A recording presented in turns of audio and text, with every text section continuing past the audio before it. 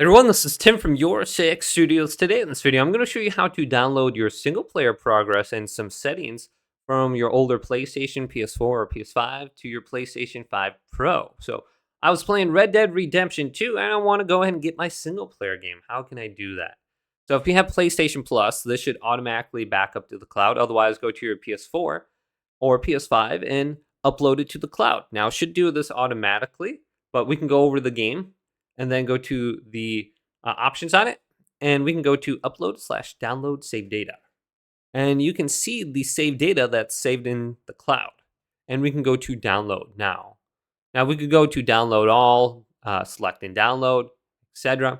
So maybe there's different parts of this. So we got our autosave, our player, and the profile settings. We can go to download right here, and it's got to close down the application.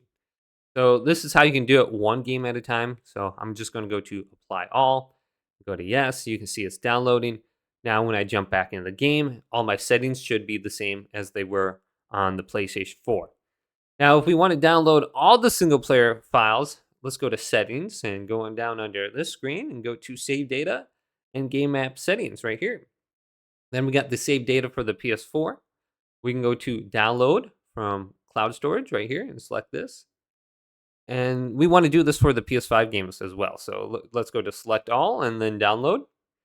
And if Minecraft's in here, I believe we can select specific worlds.